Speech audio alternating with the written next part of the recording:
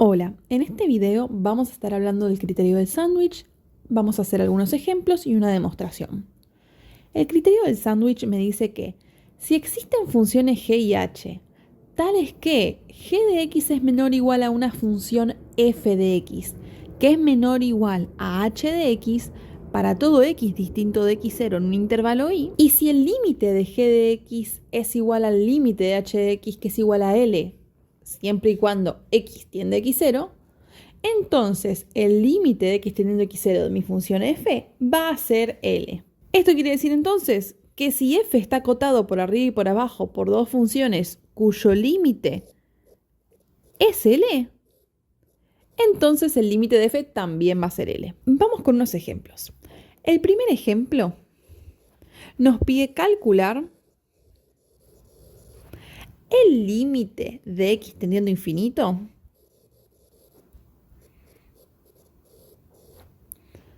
de la función seno de x sobre x. La clave en este ejercicio es recordar que el seno de x se va a mover entre el -1 y el 1. Es decir, que nuestra gráfica se va a ver de la siguiente manera, ¿sí? De las funciones trigonométricas seno, coseno, etc. Se pueden ver de la siguiente manera, ¿sí?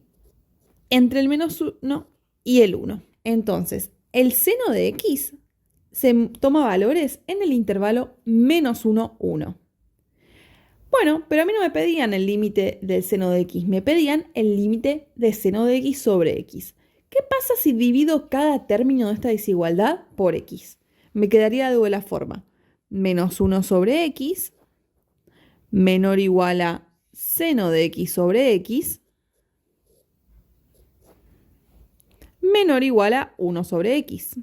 Pero a mí me pedían hallar el límite cuando x tiende a infinito de la función de seno de x sobre x. ¿Qué pasa entonces cuando x tiende a infinito? Cuando x tiende a infinito, el límite de x tiende a infinito de -1 sobre x, ¿cuál es?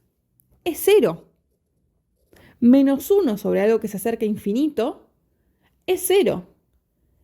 ¿Y qué pasa con el de 1 sobre x? 1 sobre algo que se va acercando cada vez a más infinito tiende también a 0. Entonces, terminé acotando mi función seno de x sobre x por algo que tiende a 0, ¿sí? Por una función 1 sobre x que tiende a 0, y por la función -1 sobre x que también tiende a 0. Entonces, yo puedo afirmar que ¿cuál va a ser el límite de x tendiendo a infinito de mi función?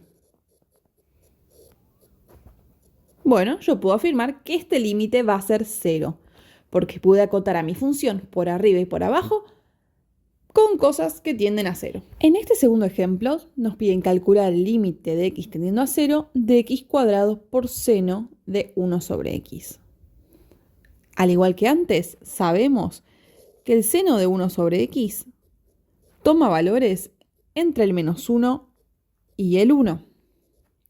Pero nuevamente no me pedían el límite de seno de 1 sobre x, me pedían el límite de x cuadrado por seno de 1 sobre x.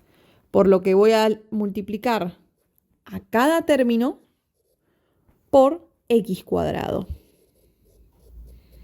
Multiplico a cada término por x cuadrado. Sí, es lo mismo ponerlo atrás o adelante el x cuadrado multiplicando por la propiedad conmutativa, el orden de los factores no altera el producto. Calculemos entonces el límite de cada uno de estos términos. Vamos a escribirlo bien. El límite de x tendiendo a 0 de -1 por x cuadrado. O el límite de x tendiendo a 0 de x cuadrado por seno de 1 sobre x. La idea va a ser ver cuánto es el límite de x tendiendo a 0 de -1 sobre x cuadrado o el límite de x tendiendo a 0 de 1x cuadrado para poder usar el criterio del sándwich. ¿Cómo resuelvo este límite? Bueno, reemplazo la x por 0. Puedo pensarlo así. menos 1 por algo que tiende de 0 al cuadrado es 0.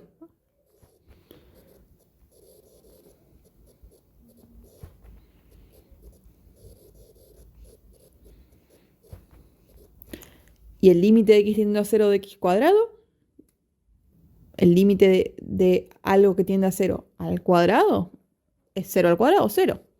Entonces pude acotar mi función original por 0.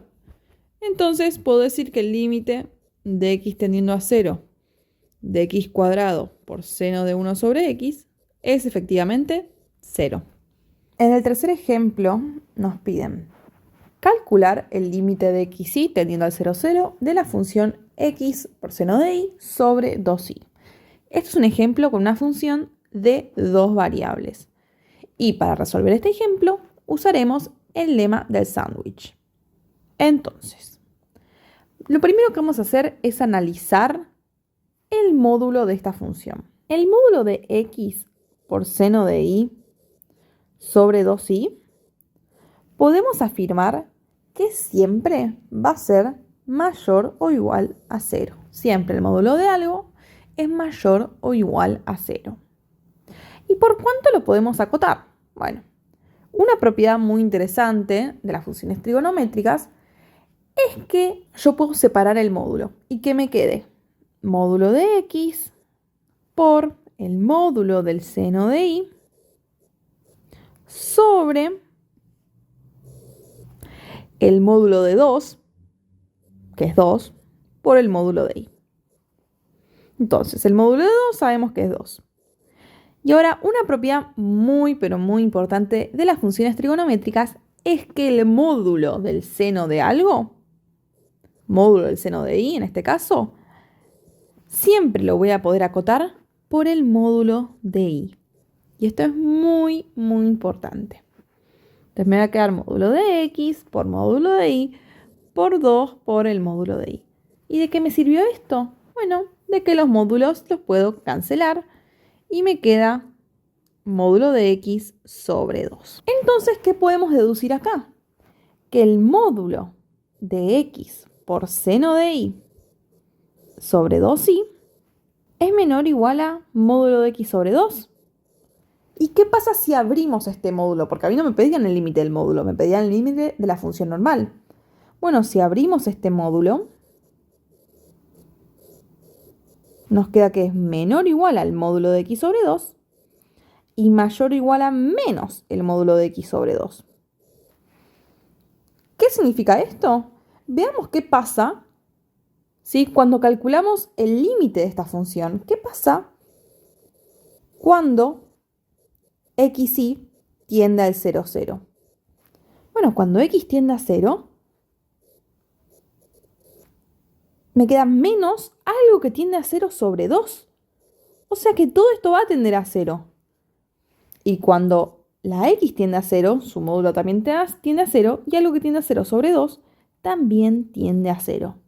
Es decir, que pude acotar mi función por dos funciones, módulo de x sobre 2 y menos módulo de x sobre 2, cuyos límites son 0. Entonces, puedo afirmar, por el criterio del sándwich, que el límite de xy tendiendo al 0, 0 de mi función es efectivamente 0. Y pasemos a un cuarto ejemplo y último, donde estaremos tratando con también funciones de dos variables. Hagamos nuevamente esto del módulo, ¿sí? Donde analizábamos el módulo de toda mi función, que en este caso es 5x cuadrado y sobre x cuadrado más y cuadrado.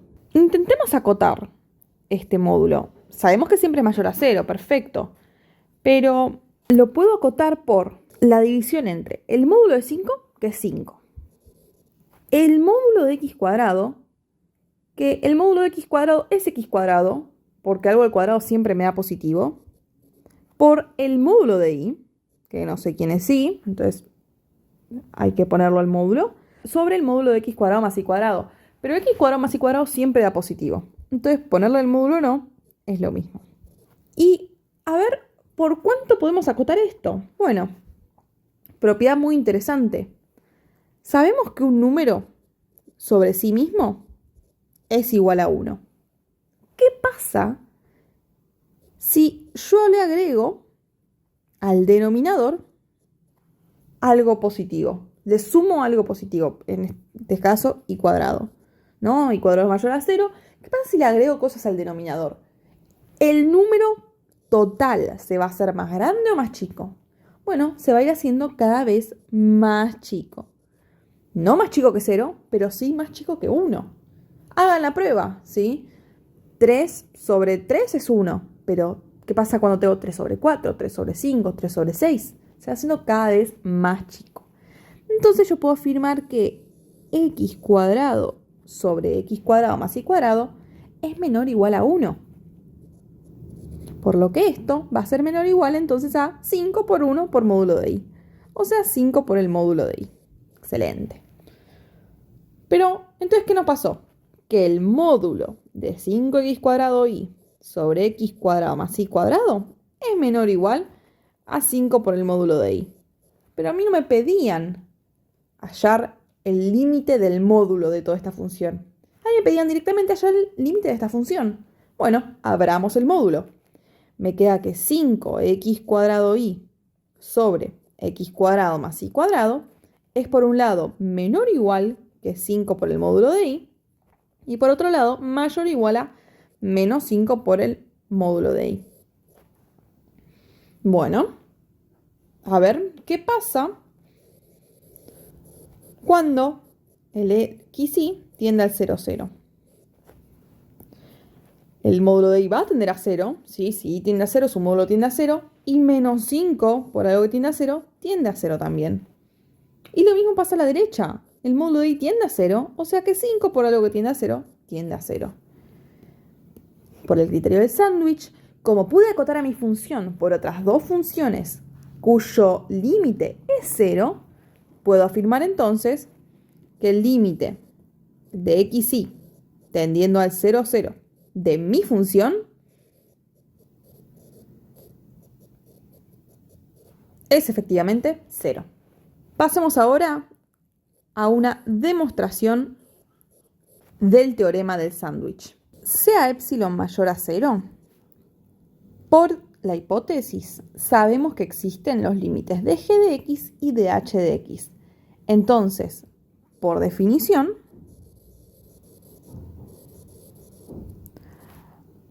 podemos afirmar que existen delta 1 mayor a 0, tal que si la distancia entre x y x0 es menor a delta 1, entonces la distancia entre g de x y L es menor a epsilon. Y lo mismo puedo afirmar para h, que existe un delta 2, todo esto por definición de límite, tal que si el módulo entre x y x0 es menor a delta 2, entonces el módulo de h de x menos L es menor a epsilon. Afirmo, sea delta igual al mínimo entre delta 1 y delta 2,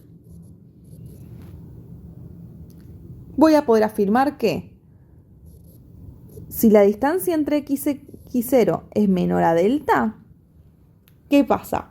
Como f de x es por un lado menor o igual que h de x y por el otro lado mayor o igual que g de x,